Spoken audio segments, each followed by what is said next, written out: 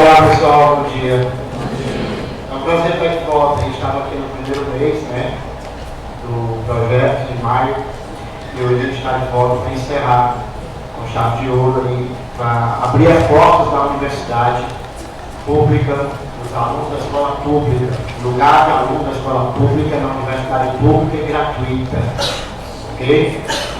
E hoje nós vamos fazer um panorama da prova de geografia. Na verdade, eu vou ser mais ousado. Eu vou fazer um panorama da prova de ciências humanas como um todo. E aí eu vou dedicar as questões que vamos resolver para a minha área de atuação, que é a geografia. Eu queria abrir o primeiro slide aqui dessa sequência, exatamente mostrando para vocês o que é que vai cair na prova de amanhã.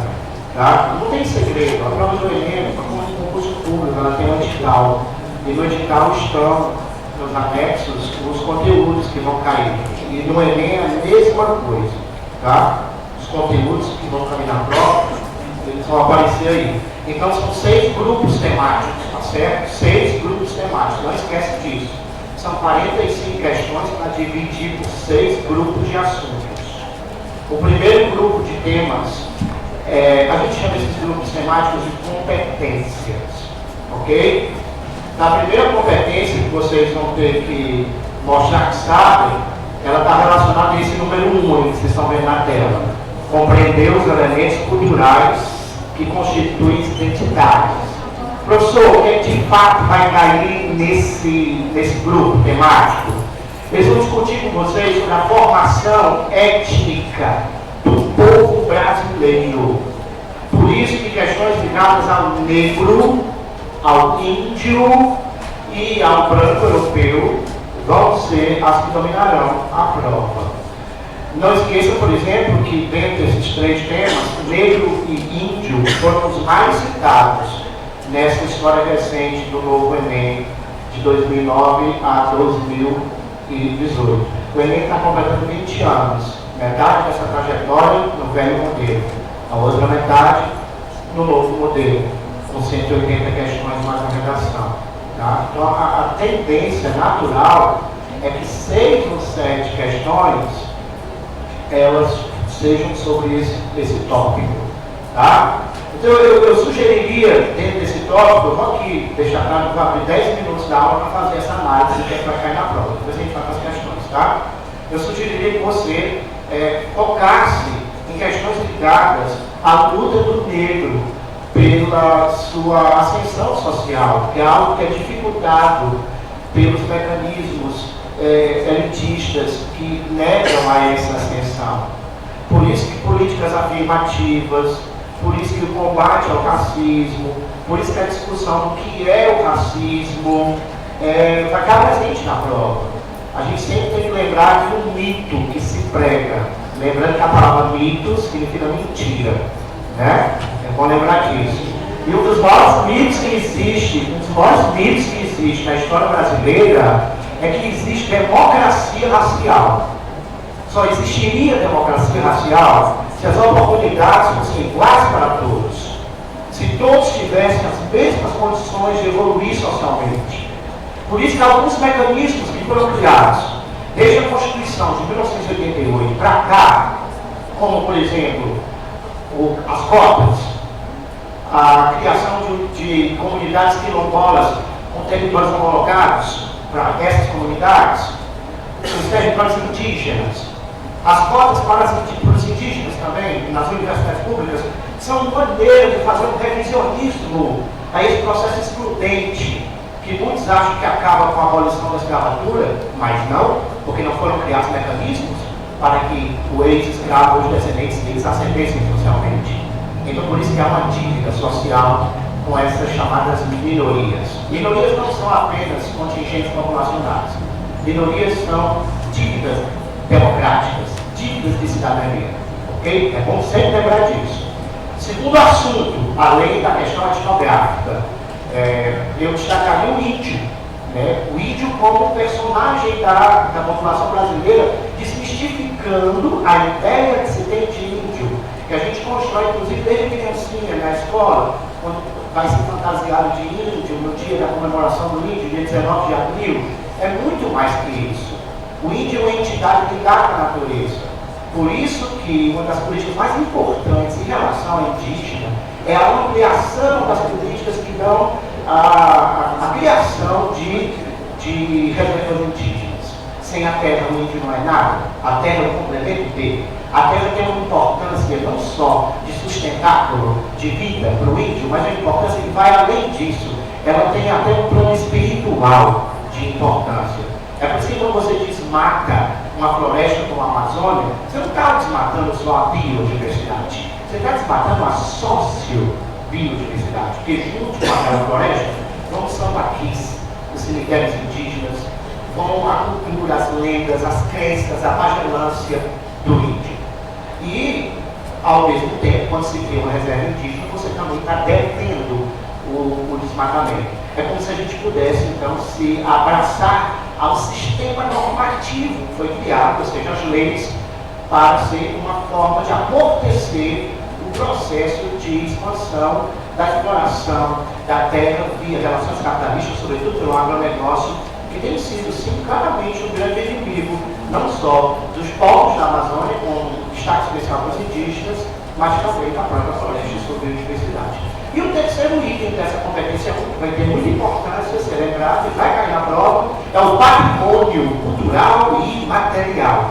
Material e imaterial do povo brasileiro. Entender o que é o patrimônio cultural, material e imaterial? Eles refletem a identidade do povo brasileiro.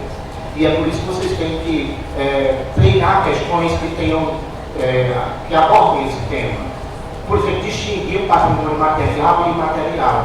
Eu até convidaria vocês a uma última visita, quando você puder em casa, se você tiver oportunidade, ao site do IFAM, que é o Instituto Nacional do Patrimônio Histórico Artístico Nacional. O Instituto do Patrimônio Histórico e Artístico Nacional. IPHAN. Tá? Lá tem a lista de todos os tombamentos feitos pelo IFAM. Sobral, por exemplo, é tombada pelo IFAM. Ela é um patrimônio material, porque ela é um sítio urbano. Mas existem patrimônios imateriais, como, por exemplo, diversos pratos típicos da culinária brasileira, que tem grande carga de identidade das comunidades afrodescendentes, indígenas, como, por exemplo, o acarajé da Bahia. O que é tombado no acarajé não é o bolinho em si, não seria material o tombamento. Ele é imaterial, porque são as insígnias, os símbolos que estão por trás disso. A forma como a baiana amarra sua túnica, a roupa que ela usa, o significado daquilo. Tá? O carimbó, o frevo, né, o samba de roda. Então fica ligado que vão cair pelo menos meia dúzia de questões sobre o que eu acabei de falar. Outro tema que eu queria associar juntos é a competência 2 e 3, que são as competências que tratam da geopolítica, das relações de poder no espaço mundial. E eu apostaria numa questão sobre a OTAN, a Organização do Tratado do Atlântico Norte, que é uma organização militar e que foi criada no ano de 1949, logo quando começou a Guerra Fria. A gente até falou disso na nossa aula de maio aqui, e que foi criada com o objetivo de deter, de conter a expansão do bloco socialista. Mas depois ela mudou de objetivos, porque a Guerra Fria acabou e a União Soviética também acabou e deixou de ser a grande inimiga a ser contida. Hoje a OTAN trabalha com interesses estratégicos do seu maior financiador e do seu criador, que é os Estados Unidos. Há até a possibilidade da OTAN incluir, por mais irônico e estranho que seja, o Brasil. Mas o Brasil não está no Atlântico Norte, professor. Ela já incluiu a Colômbia, nosso vizinho, agora em 2018. O Brasil está provavelmente sendo convidado a convocar, o que prova que os interesses agora são estratégicos, sim. Ou seja, no passado, o grande objetivo dos Estados Unidos era conter a expansão do socialismo. Mais tarde, era conter a expansão do fundamentalismo no Oriente Médio. Por isso que as bases militares americanas inicialmente cercavam a antiga União Soviética, depois cercavam o Oriente Médio e agora estão cercando a Amazônia. Ok? Então eu vou lembrar do papel da OTAN, não só do papel da OTAN, mas também como dos grandes atores do espaço geopolítico mundial. Entender, por exemplo, o papel das economias emergentes, a China pode ser um país lembrado. Né? Vamos agora para a próxima competência, a competência de número 4. Deixa eu ver aqui. Ó, a competência 4 diz assim: entender as transformações técnicas e tecnológicas e seu impacto nos processos de produção, no desenvolvimento do conhecimento e na vida social. Ok? O que quer dizer isso, professor? Vamos ater a duas expressões dessa oração. Processos de produção. Ou seja, essa competência está falando da economia, do espaço geoeconômico mundial e brasileiro, principalmente da economia brasileira. Afinal, o nome do exame que vocês vão prestar é ENEM. E ENEM significa Exame Nacional do Ensino Médio. Quando eu falo Exame Nacional do Ensino Médio, as questões ligadas ao espaço nacional, à nação brasileira, vão ser destaques. E aí, como nós estamos falando de processo de produção, nós estamos falando de geografia econômica, de história econômica. E aí a história econômica e o espaço econômico odierno, atual, do Brasil, com seu destaque. Um destaque maior para o espaço agrário, que é a atividade econômica brasileira que mais tem se destacado nos últimos anos. O agronegócio, a agricultura familiar, as relações de trabalho no campo, a relação do campo com a cidade e principalmente esse item que eu vou citar, a modernização da agricultura brasileira e seus impactos. A gente tem questão para falar daqui a pouco sobre isso. Tá? A competência 4 também vai falar da indústria, né? Que é o setor secundário. E aí a gente vai ter que lembrar das revoluções industriais, que foram 3. A primeira, que é a Revolução Industrial Inglesa, a fase fabril, onde o mais importante era o carvão, a ferrovia. Foi concentrado espacialmente demais, porque as áreas industriais estão perto das áreas carboníferas. Por isso que só quem tinha a bacia carbonífera conseguiu se industrializar até o meados do século XIX, mas depois mudou, porque muda também a matriz energética. A matriz energética mais importante passa a ser o petróleo, a eletricidade. O principal país passa a ser os Estados Unidos, a indústria se expande pelo hemisfério norte. O Brasil, inclusive, se industrializa no final dessa fase, exatamente no período entre guerras, entre 1930 e 1945, quando se dá a industrialização brasileira via substituição de importações. O mundo estava em colapso e o Brasil precisava fabricar bens intermediários, máquinas, motores, porque era impossível importar durante um período de guerras, onde o comércio estava em colapso. E ali inicia-se a industrialização brasileira também, daqui a pouco a gente vai discutir. Né? E por fim, essa competência pode discutir também essa última fase da indústria, que é a fase técnico-científica e informacional, a revolução high-tech, a chegada das tecnologias de ponta, mudando inclusive a relação do ser humano com o tempo, com o espaço, com o trabalho e com a natureza. Tá? Por fim, a competência 5, que vai falar da cidadania, democracia e direitos do cidadão. Essa competência sempre teve um grande espaço na prova. Às vezes até mais que a média natural de 6 ou 7 questões. Mas eu creio que por uma questão ligada à consonância com os tempos de crise, de democracia que vivemos, eu acho que essa competência vai diminuir sua participação na prova. Tá? É bom ser estratégico, viu, gente, quando a gente vai fazer uma prova. A ciência, ela não está distante do momento político que vivemos. Então, creio eu que por conta dessas tensões que o país passa, dessas preocupações, incertezas, e até mesmo o Ministério da Educação vai querer não dar a cara a tapa, né? Eu acho que eles vão procurar se abrigar numa competência mais neutra, em que as abordagens sejam mais conteudistas e menos criticistas. É aí que entra a importância da competência 6. Ela pode ser um espelho para essa neutralidade. Essa competência ela vai discutir o meio ambiente. Por mais que eu possa fazer uma abordagem crítica na discussão do meio ambiente, eu posso também usar essa competência para, por exemplo, preencher as 45 questões humanas com questões sobre rochas, terremotos, relevo, vegetação, recursos hídricos, e é isso que pode aparecer com bastante força na prova. Até a própria redação do Enem, depois de 20 anos, só 2 vezes falando disso, em 2001 e 2008, ela pode voltar a falar de questões ambientais. E aí eu incluiria as questões ambientais contemporâneas, não só a compreensão dos sistemas naturais e dos elementos que compõem o espaço natural. Tá? Eu também citaria as questões ambientais contemporâneas, como o aquecimento global, a perda da biodiversidade, o desmatamento, os incêndios florestais, o consumismo e o excesso de lixo no mundo, aliás, a política brasileira em relação ao lixo, né? Então, era essa introdução que eu queria fazer para preparar o espírito de vocês para o que serão as 45 questões de humanas. E quem sabe se mantém a tradição da prova de redação, né, professor, ter como âncora maior a própria prova de ciências humanas. Né? Muitas vezes, um tema destacado na prova de ciências humanas foi o tema da redação, como em 2014, a violência contra a mulher, e lá na questão de humanas tinha uma frase de Simone de Beauvoir, que causou muita polêmica, né, entre os conservadores, quando dizia: a mulher não nasce mulher, a mulher se faz mulher.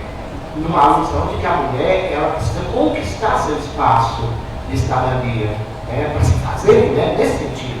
Não que ela não nasça no sexo feminino, não é isso que Simone quer dizer. Ela quer dizer que a mulher tem que conquistar, porque as lutas são árduas. Aliás, no final das contas, a gente sabe muito bem disso, que direitos não são dados de presente. Direitos não nascem como um presente de Natal. Direitos são conquistados. E são conquistados com muita luta. Tá? E essas lutas, às vezes, são árduas. E trazem muitas marcas. Então, é disso que a gente vai tratar na resolução dessas questões. Vamos lá, então?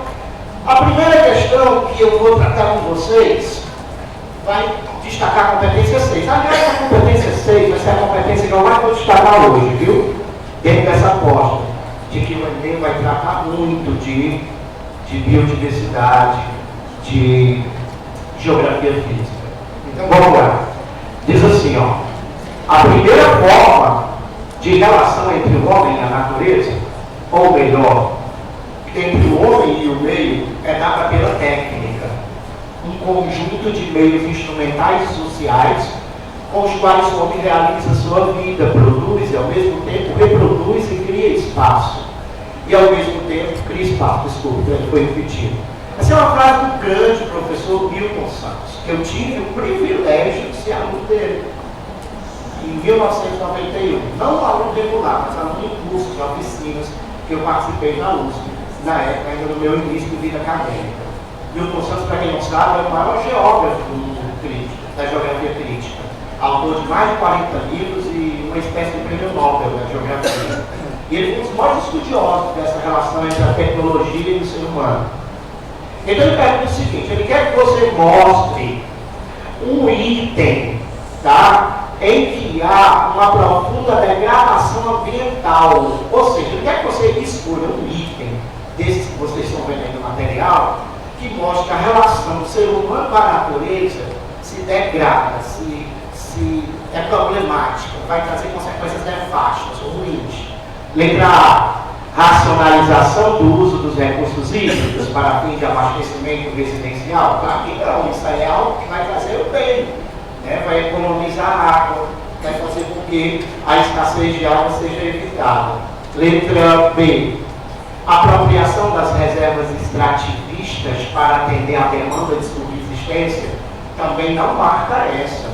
Reserva extrativista, amigos, é o que a gente chama de unidade de conservação.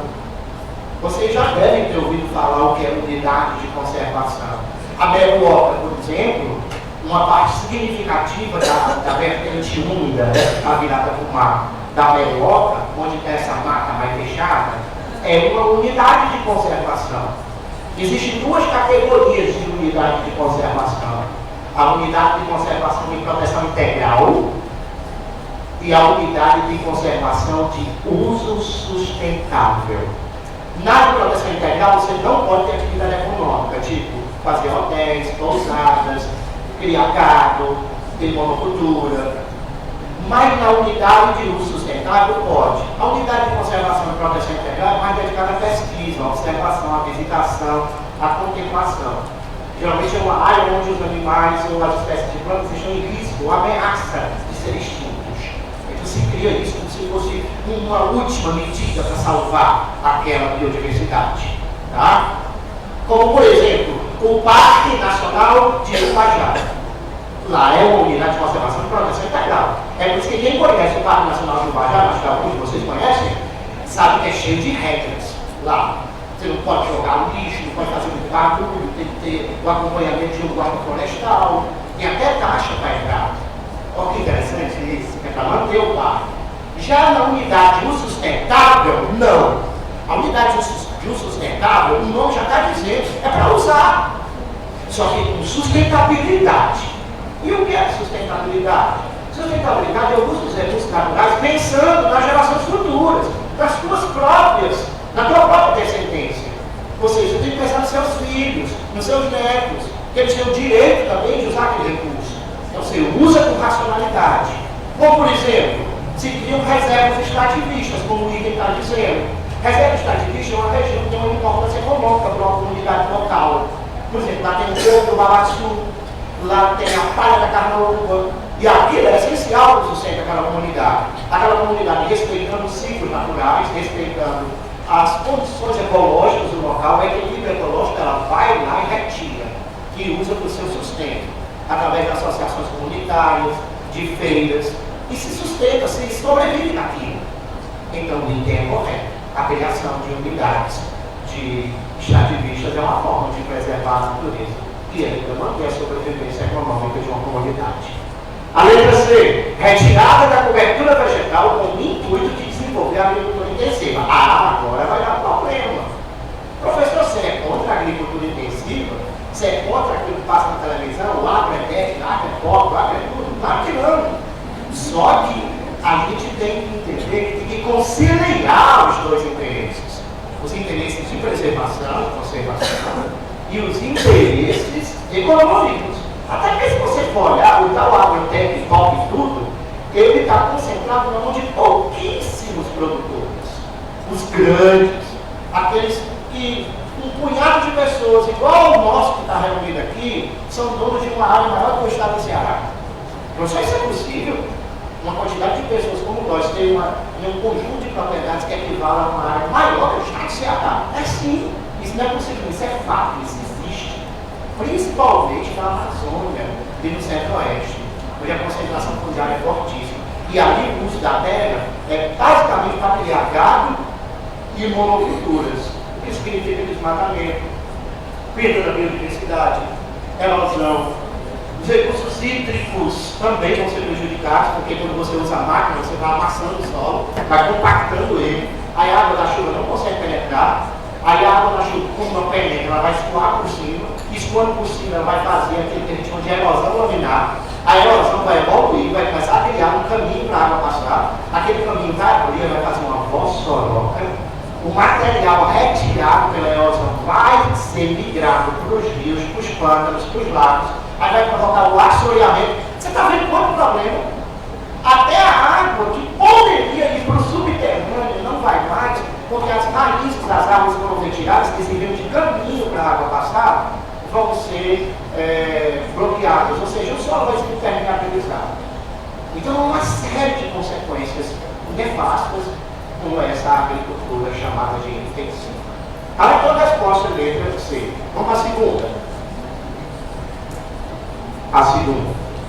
Eu só posso fazer um pedido, quando for 15 para as 9, me dá um aviso, para me saber controlar meu tempo, porque eu gastei um pouco de tempo na introdução, eu acho que vai ter um pouco de prejuízo para mim. Tá? E também porque meu ônibus sai 9h30. É que ainda tem que dar uma aula em Fortaleza, entendeu? Vamos lá, a segunda questão. A segunda diz assim, ó. Vamos lá, gente. O sucesso no combate ao desmatamento na Amazônia Legal parece ter pelo menos uma consequência negativa: o aumento da pressão sobre o cerrado. Embora seja o segundo maior bioma do país, a savana brasileira sempre ficou em segundo ou terceiro plano diante dos problemas da floresta amazônica. No Brasil, a ocupação das áreas do cerrado é orientada a partir de quê? Agora eu queria convidar vocês a conhecer um material que eu preparei especialmente para ilustrar essa aula. Aquele material, aqueles problemas ambientais. Vamos ver ele? Eu queria que vocês prestassem atenção nessas imagens que vão aparecer aí. Faça isso aí. Isso é aquela explicação que eu dei no começo, que essa competência 6, que eu estou tratando agora, é super, super importante na prova. Tá? E aqui é uma contextualização histórica dos problemas ambientais que a humanidade já passou, certo? E que, de certa forma, começaram a servir de alerta para que ela tomasse uma posição e começasse a criar organismos para cuidar do meio ambiente, fazer aquelas conferências internacionais. Como a famosa Rio +20, que aconteceu 6 anos atrás no Rio de Janeiro, né? A Rio 92, tá? E esses são os fatores que levaram a gente, digamos assim, a desequilibrar a natureza. O crescimento da população, a urbanização, o consumismo provocado, sobretudo depois da segunda fase da Revolução Industrial. Continua, vamos em frente. Aqui são as correntes da ecologia, vão passar. Mais ainda, passe. Pode passar. Mais uma. Acabou. Mais uma. Eu queria logo para as imagens. Volta só aquele anterior. Isso aqui também, mais um, volta mais um. Ó, isso que você está vendo agora na tela é uma lista dos problemas ambientais brasileiros. Professor, onde é que eu posso encontrar esse slide aí? Esse slide aí mesmo, são quase 80 slides.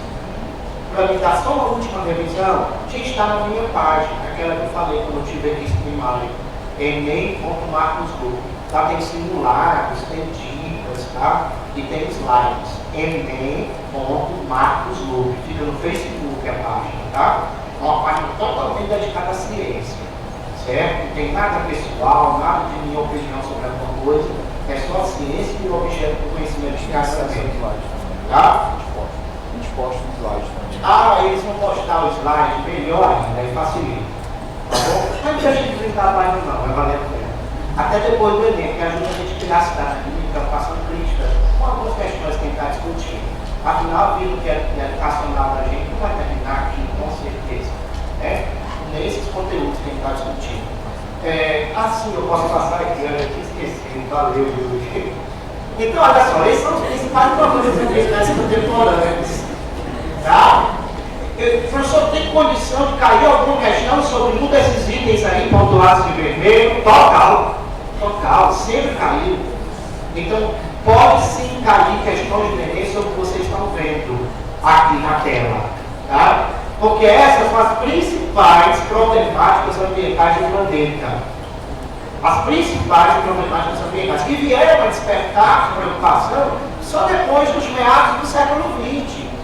Antes não tinha esse negócio de catalisador em carro, em chaminé em fábrica, sistemas normativos que puniam as indústrias que jogavam lixo no rio. Não existia isso. Isso começou na Europa, depois foi nos Estados Unidos e por fim chegou no Brasil. Você sabia que o Brasil chegou até a cidade mais poluída do mundo? Até a década de 80, era Cubatão, São Paulo. Tinha gente que nasceu até sem cérebro.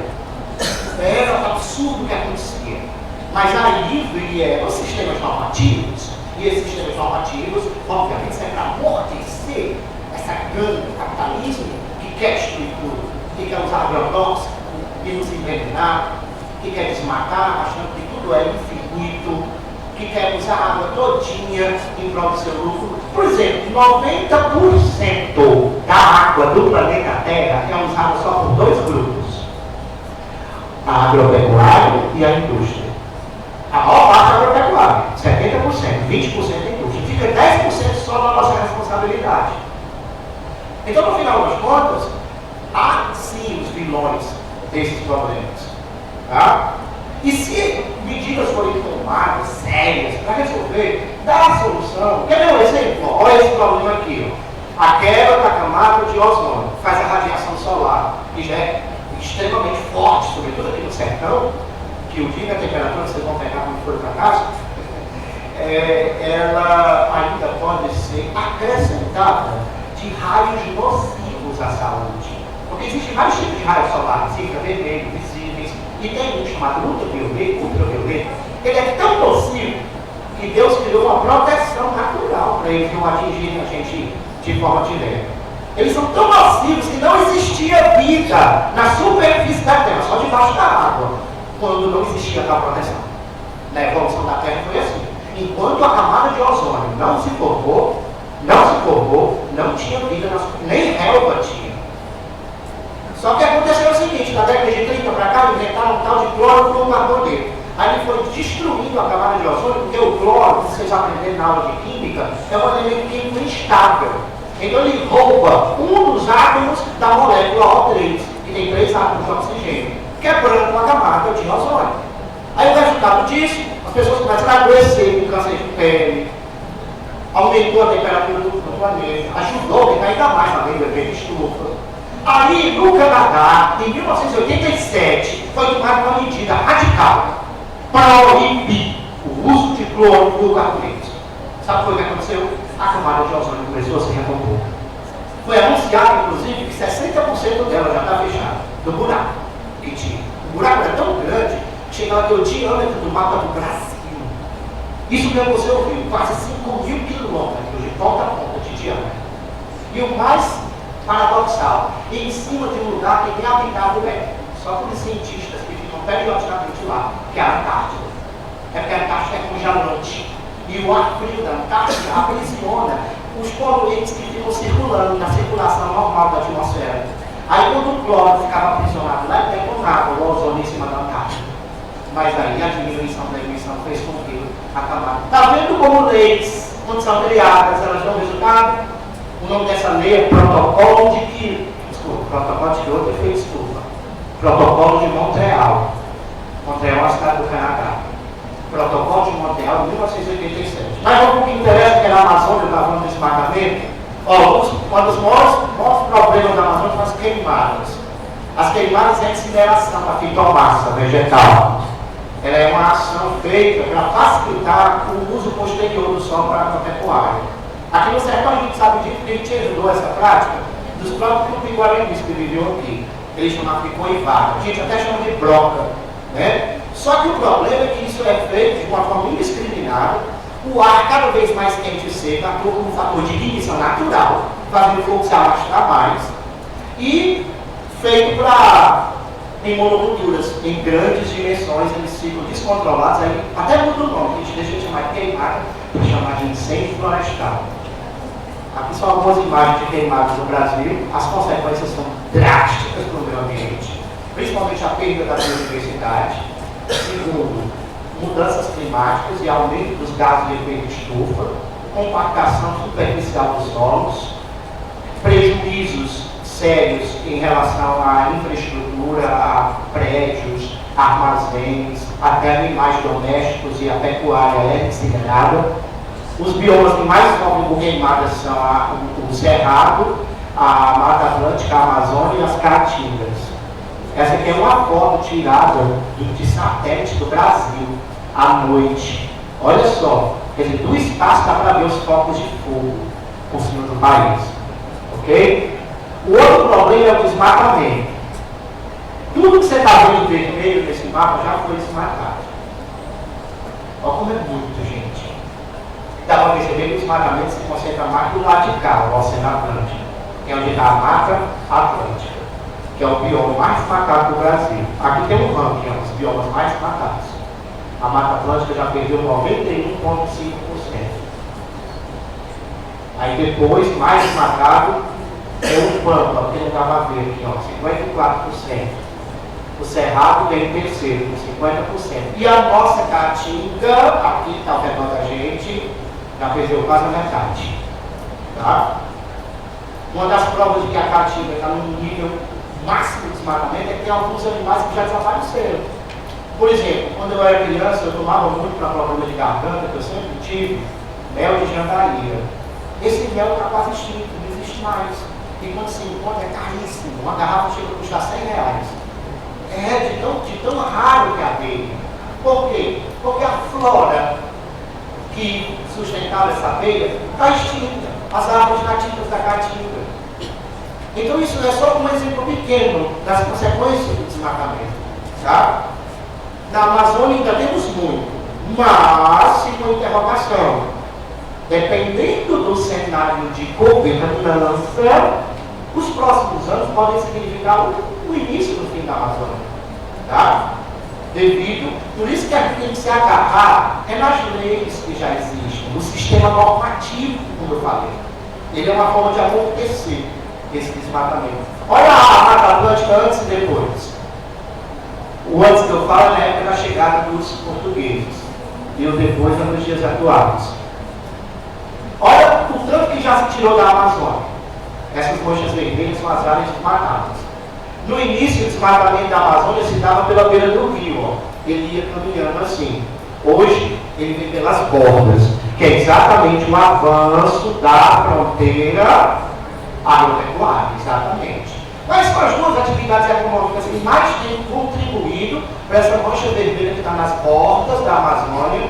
Nas bordas, porque naquela linha do meio não tem negócio de agropecuária não. Lá foi a própria penetração do povoamento, a criação dos primeiros núcleos urbanos, como Manaus, Belém, Santarém, tá? Aqui no meio. Ó.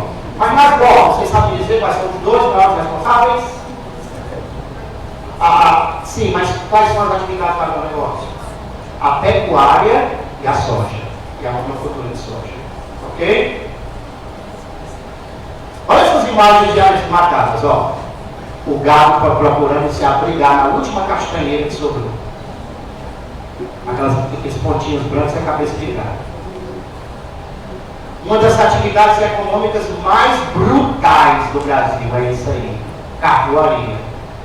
E o mais louco, quase metade das pessoas que trabalham nisso são crianças e adolescentes. Já em regiões já super quentes e ainda trabalhar dentro do forno, inalando monóxido de carbono.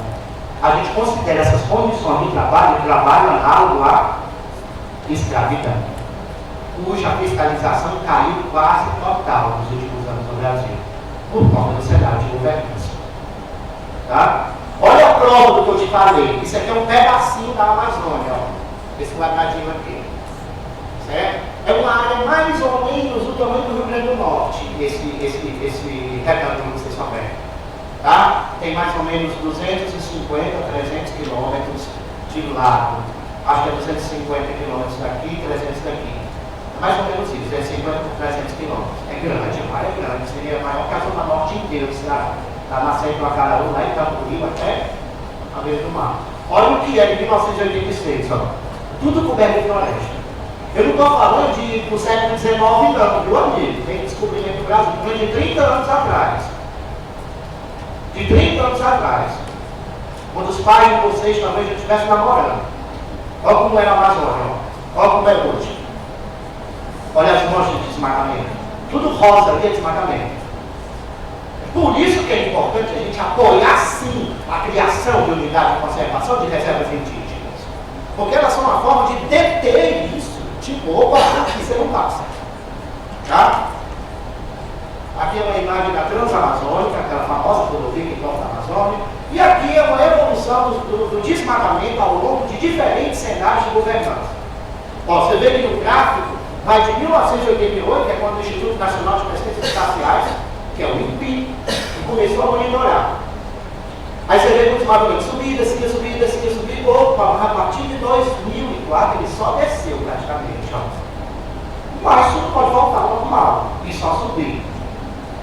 Tá bom? Então, com base nessas imagens, a gente agora vai ter mais foco para poder responder as próximas questões, como essa, que vocês vão me ajudar a responder agora. Vamos mudar para as questões agora? Pronto. Então, ele está perguntando o seguinte: no Brasil, eu já estou aqui embaixo, tá? A ocupação das áreas de cerrado é orientada a partir de quê? Vamos lá.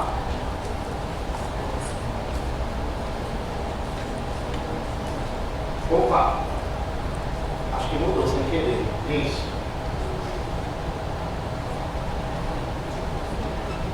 No Brasil, a ocupação do cerrado é orientada a partir de quê? Então vamos lá, construção de parques industriais? Não, a concentração industrial no Brasil está nas grandes metrópoles e sobretudo no centro-sul, no sudeste, né, em São Paulo. B, metropolização também está errado. C, substituição da vegetação do cerrado por espécies típicas na Amazônia? Não, ninguém está substituindo um bioma por outro bioma. Até porque isso também é errado. A gente não tem que substituir um bioma por outro. A gente tem que recompor com as espécies originais. D. Prática da agricultura, agora sim, da pecuária, com ênfase na produção de monoculturas. Resposta certa, letra D. Ok?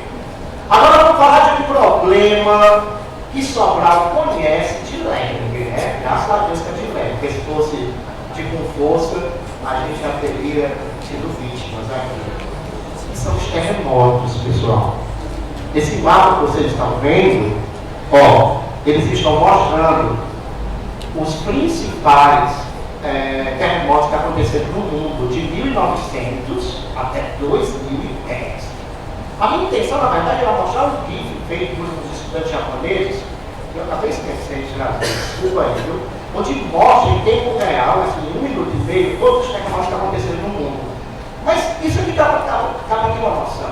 A primeira coisa que a gente vai concluir é que parece que eles se alinham, né? Vocês estão vendo? Eles estão alinhados. E eles estão alinhados exatamente nas áreas de contato das placas tectônicas, gente. O planeta Terra tem uma casca, como se fosse uma laranja. Isso, uma casca. Ela é fina relativamente em relação ao diâmetro da Terra, ao raio da Terra. Ela tem mais ou menos 1% ou até menos do raio da Terra. Ela varia de 10 até 60 quilômetros. A Terra tem 6.370 quilômetros de diâmetro. A crosta terrestre, por sua vez, é repartida em placas. Quer dizer, essa casca não é coesa, ela não é uniforme, ela é feita de pedaços soltos. Tá? E como o planeta Terra por dentro parece uma panela com água fervendo, onde os movimentos de convecção são nítidos, você já viu uma panela com água fervendo? Bota um pedacinho de papel ou então um grão de feijão. E ele fica subindo e descendo, né? A gente chama esse sobe e desce de movimentos de convecção.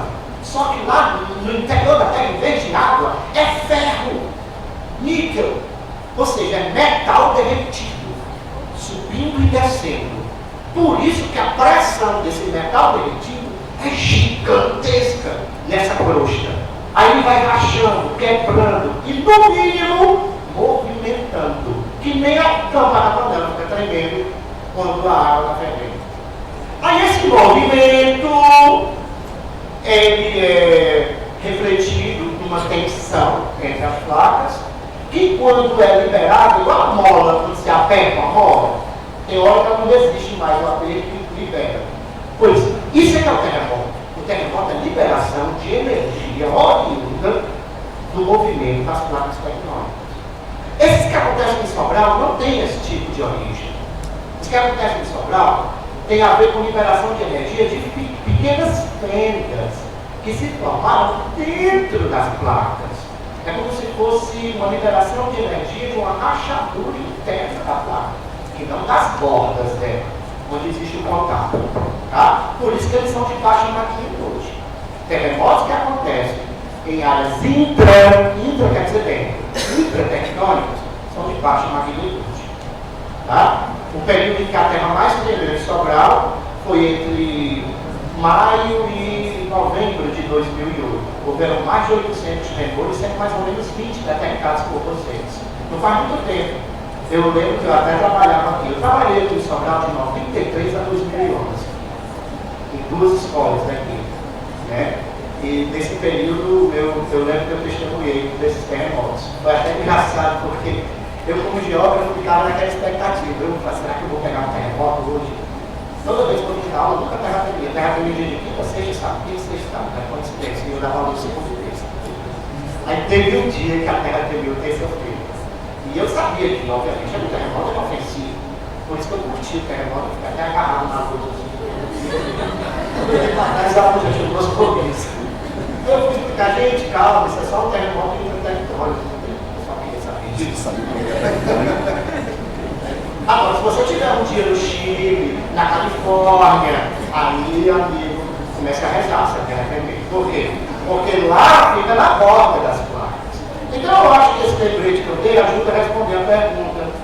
De acordo com as informações, as áreas de contato do Oceano Pacífico com o continente americano e as áreas de encontro com o continente americano de um lado, da Ásia e o Oceano do outro. Ele está falando disso aqui, ó, gente, ó, dessa ponta aqui. Que é um momento, quer dizer, que a região do planeta Terra mais tem terremoto. essa linha contínua. Ela tem até um nome, alguém sabe como é o nome dessa gigantesca linha? Parece um círculo. Círculo do fogo, exatamente. Porque não é só terremoto, é fogo também. É o fogo do vulcanismo. Porque tem 3 tipos de forma de uma placa se encostar na outra, convergentemente. Tá? Ela mergulha por baixo da outra, a gente chama de subdução.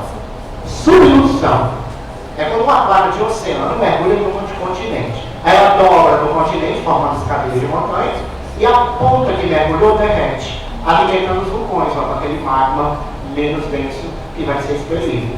Tá? Aí a fricção das duas provocam os terremotos. Por isso, tanto terremoto no Chile, aqui, alguns gigantes, esses efeitos são mais fortes. Quanto maior a bolinha, mais forte foi o terremoto.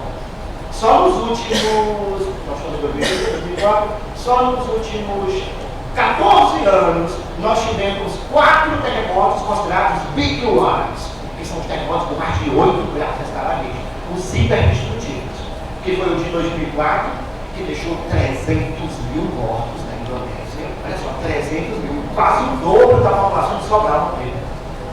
Do município de Sobral morreu, num terremoto só. Tá? O de 2008 no Chile, não matou tanto, mas ele foi muito forte, porque foi uma área mais povoada.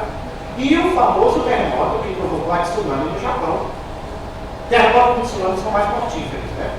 Eles ocorrem. Para que haja um tsunami, tem uma boa pergunta. É preciso ter o quê? É preciso que o terremoto seja na placa que está mergulhada, ou seja, está imersa no fundo do mar. E a magnitude seja acima de 7. Então, se for acima de 7 e o epicentro, que é o ponto mais forte onde o terremoto é sentido, for no fundo do mar, aí ele causa um tsunami. Só que esses países mais ricos, mais desenvolvidos, como o Japão, os Estados Unidos, eles são tudo precavidos. Eles têm um sistema delicado de sensores, de alarmes, de sirenes, de evacuação. Então, por isso que o número de vítimas em países pobres de terremotos é muito maior. Por exemplo, no Haiti teve um terremoto de grau 7 em 2010, matou 300 mil pessoas. No Japão teve um de grau 9, matou 25 mil pessoas. Olha a diferença.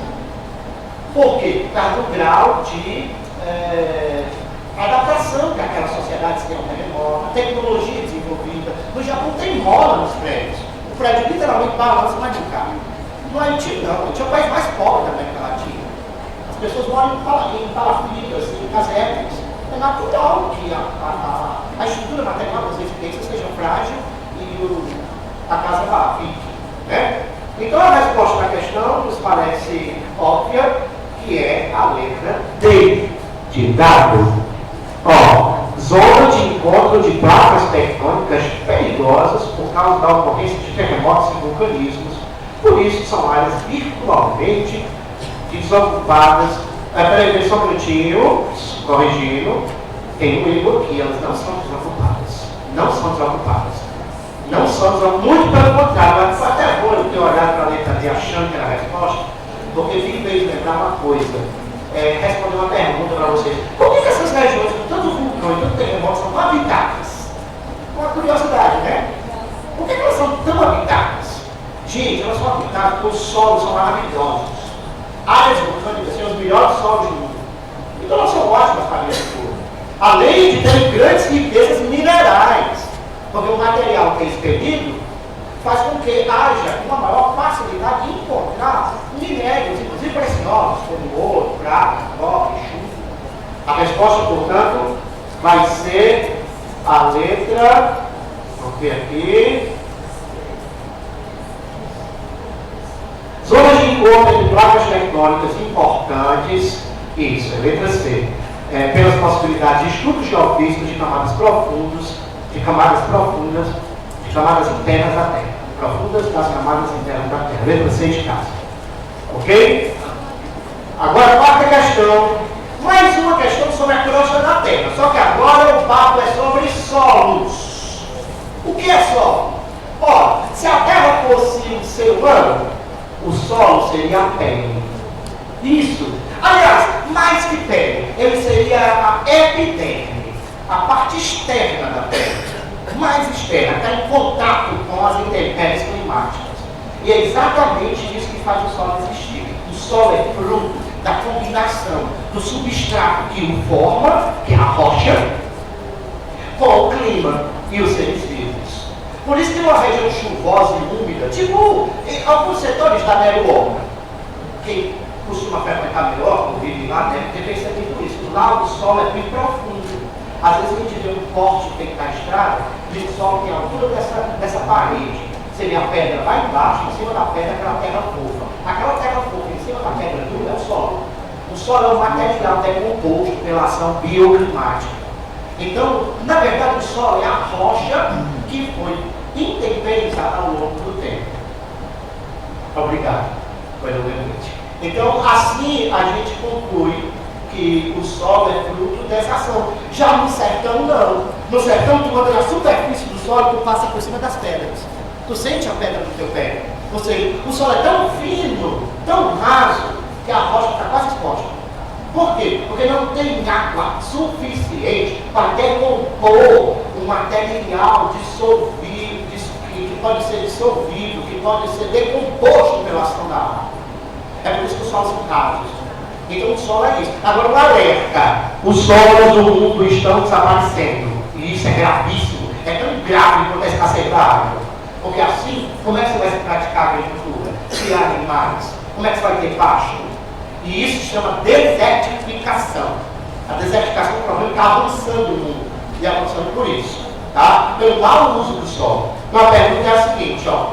Ciente de que os solos saudáveis estão na base da agricultura familiar, na produção de alimentos, e ainda cumpre um papel como reservatório de biodiversidade, a ONU, através da FAO, que é a Fundação das Nações Unidas para a Alimentação e Agricultura, instituiu 2015 como o Ano Internacional dos Solos e celebrará, no dia 5 de dezembro, o primeiro Dia Mundial dos Solos. Então vamos ao que interessa, né? A pergunta é a seguinte: com base no texto dos seus conhecimentos sobre solos, assinale a alternativa que justifica corretamente a importância da ONU criar um ano internacional para pensar sobre os solos. Letra A. Porque ele é um recurso finito, resultante do intemperismo das rochas e do acúmulo de matéria orgânica. O solo sofre degradações que comprometem o equilíbrio ambiental e a produção de alimentos. Essa é a resposta. Os solos estão sob risco. É por isso que a ONU criou o tal Dia Internacional para pensar sobre os solos. Ok? Isso pode provocar uma catástrofe, inclusive uma escassez de víveres no planeta. Tá? Pessoal, o mapa não está aí, mas está no caderno de vocês. Como eu já tenho o mapa na minha mente, vamos olhar agora só para o nosso livrinho e ver esse mapa agora. Esse mapa é muito valioso, viu, para a prova do Enem, porque ele está fazendo um resumão dos principais problemas ambientais brasileiros. E o problema ambiental que você destaca aí qual é? Vamos lá. Primeiro você vê uma mancha, uma área churada, né? A churada quer dizer com essas linhas, tá vendo? Cheio de linhas. Isso aí são as áreas de erosão, gente. Elas ocorrem principalmente naquelas regiões onde a agricultura moderna, aquela que usa máquina, aquela que cria gado demais no espaço pequeno, está pisoteando o solo e compactando o solo, fazendo ele ficar impermeável. E solo impermeável faz com que a água da chuva infiltre ou escoe? Escoe. Escoando aumenta ou diminui a erosão? Aumenta. Aí você vai ter então os processos erosivos. Essa mancha que tem na Amazônia, embaixo e em cima, é o avanço da fronteira agropecuária. Aquela que eu mostrei nas fotografias. Tá? E essa área que está rodeando o Nordeste é o quê? É o sal? Não. Essa área que está delimitando o Nordeste não é o sal. Essa área aí, bem conhecida, né? É o semiárido. É o semiárido. E uma dica importante.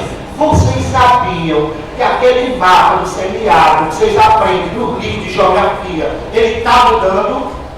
O semiárido está aumentando de tamanho. E sabe por que o semiárido está aumentando de tamanho? Por causa das mudanças climáticas.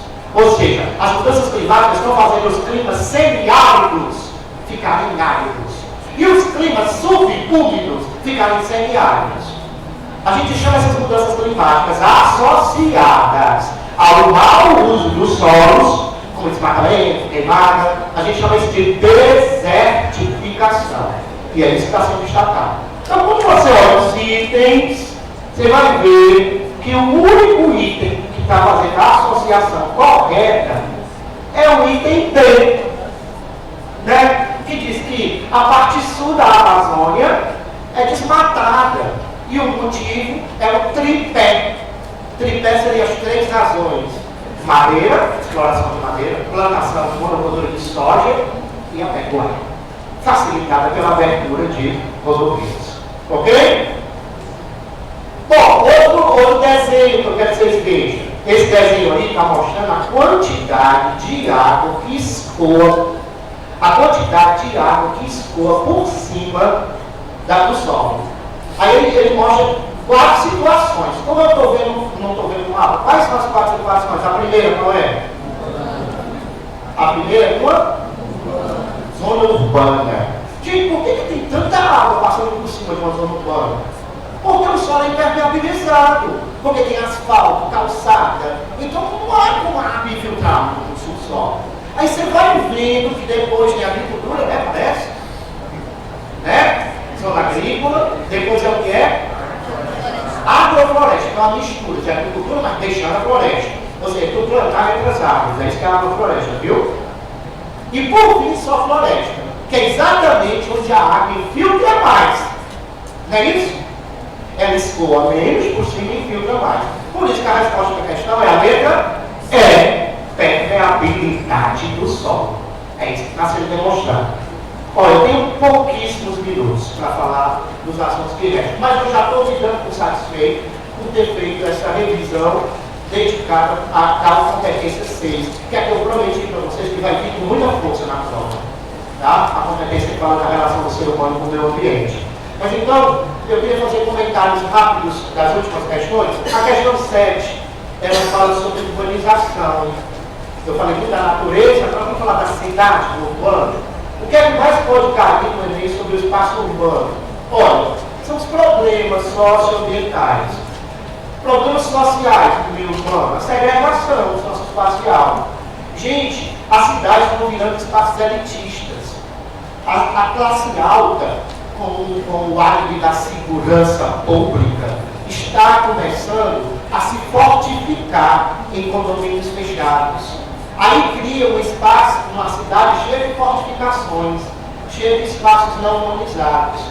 Os espaços públicos são cada vez menos frequentados e os privados cada vez mais frequentados. É isso que ela fala nessa questão de enclaves sociais. Ó. O enclave supõe a presença de muros sociais internos que separam e distanciam populações e grupos de um mesmo lugar.